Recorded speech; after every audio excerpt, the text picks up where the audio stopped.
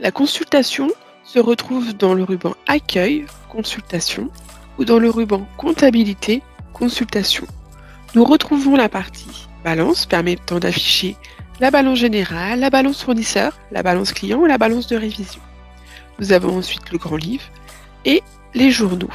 Les journaux permettent de définir soit une consultation d'un journal précis ou la visibilité du nombre de réécritures par journal. Vous avez aussi la possibilité dans la partie consultation de faire une recherche d'écriture par rapport à des critères bien précis. Nous allons rentrer dans la balance. Cette balance s'affiche avec une vue prédéfinie que vous pouvez modifier lorsque vous avez changé des filtres, affiché des colonnes complémentaires, simplement en cliquant sur le bouton enregistrer à ce niveau-là. Ensuite, cette consultation se décompose en plusieurs parties. Nous avons une première partie permettant de déterminer des filtres qu'on va déployer avec le bouton flèche qui se trouve tout à gauche. On retrouve l'onglet général permettant de définir la date ainsi que la période de travail grâce à ce bouton. La période de travail permet de voir la période de référence P que vous allez présélectionner, dans mon cas 2019, ainsi que P-1, P-2, P-3 et ainsi de suite.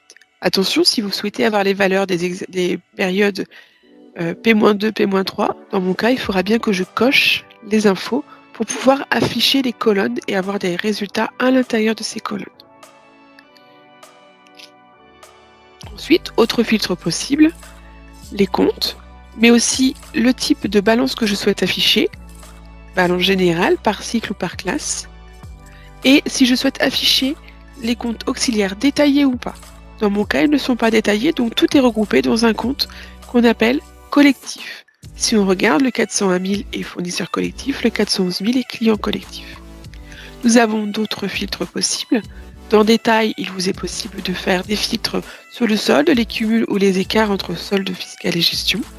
Et dans l'onglet variation, il vous est possible de faire ressortir les comptes qui ont une variation en pourcentage ou en valeur par rapport à un montant minimum et maximum que vous allez définir. N'oubliez surtout pas, lorsque vous avez réalisé un filtre dans ces trois onglets, à cliquer sur le bouton appliquer pour qu'il s'applique dans le résultat en bas de l'écran. Autre élément, vous avez la partie filtre plutôt générale qui permet de déterminer si vous souhaitez avoir les comptes mouvementés, non mouvementés ou tous les comptes. Vous avez aussi la possibilité de voir les comptes visés ou pas, les comptes avec une position débiteur ou créditeur ou les comptes soldés ou non soldés. Cette grille de consultation est, comme j'ai pu vous l'indiquer tout à l'heure, liée à la vue qui est affichée à l'écran. Cette vue peut être personnalisée en simplement cliquant sur les trois petits points que vous retrouvez à droite et en cliquant sur paramétrage, vous allez pouvoir ajouter ou retirer des colonnes que vous souhaitez visualiser ou non.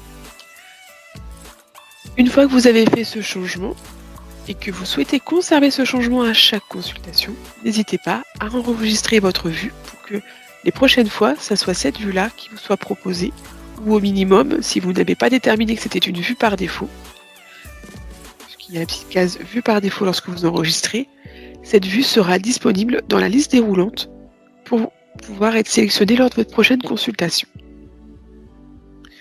Ensuite, au niveau de l'utilisation de cette partie résultat, vous retrouvez la liste des comptes de votre dossier avec la possibilité de mettre un petit commentaire à ce niveau-là, commentaire qui sera affiché au comptable lorsqu'il visualisera le dossier.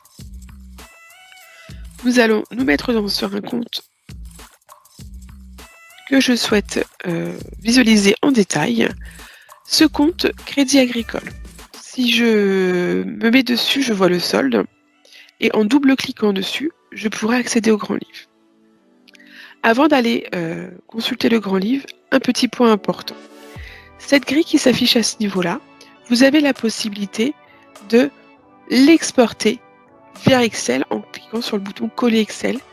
Excel s'affichera, s'ouvrira avec la copie de cet écran. Donc nous allons double-cliquer sur Crédit Agricole et mon grand livre 500-1200 va s'afficher. Si on reprend un peu les fondamentaux qu'on a pu voir au niveau de la balance, on retrouve les mêmes choses. la possibilité de filtrer grâce aux éléments disponibles dans la petite flèche que vous retrouvez à gauche, avec des filtres de type général ou des filtres de type avancé. Nous avons un peu des filtres différents que ce qu'on avait au niveau de la balance, puisque là je peux filtrer sur une date, ou sur soldé ou pas, ou mouvementé ou pas.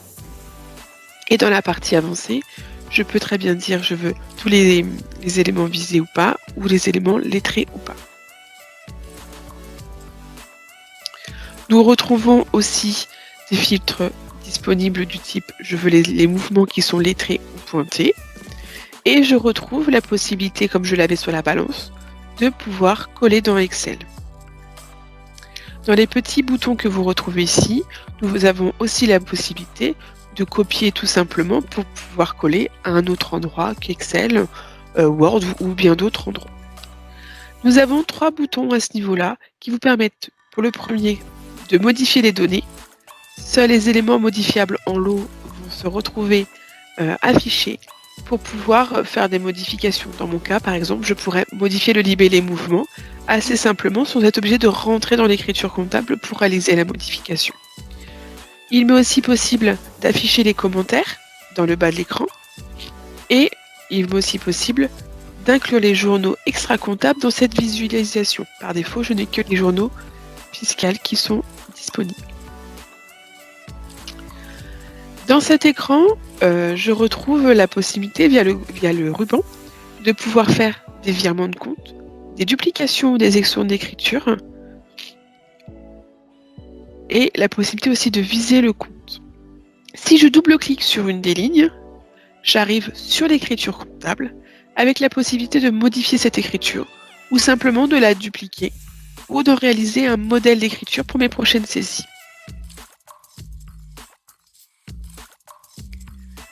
Dans cet écran de grand livre du compte 51200, qui est un compte banque, j'ai aussi la possibilité de faire un rapprochement bancaire, simplement en cochant la colonne P, qui me permettra de pointer les mouvements que j'ai sur mon relevé papier. Si je vais sur un compte fournisseur ou un compte client, j'aurai la colonne L qui permettra de faire du lettrage et donc de pouvoir lettrer les factures et les règlements ensemble. N'oubliez surtout pas de cliquer sur le bouton questions-réponses que vous avez en haut à droite de votre écran, que ce soit en consultation grand livre ou en consultation balance, pour pouvoir répondre à l'ensemble de vos questions que vous pouvez avoir sur la consultation.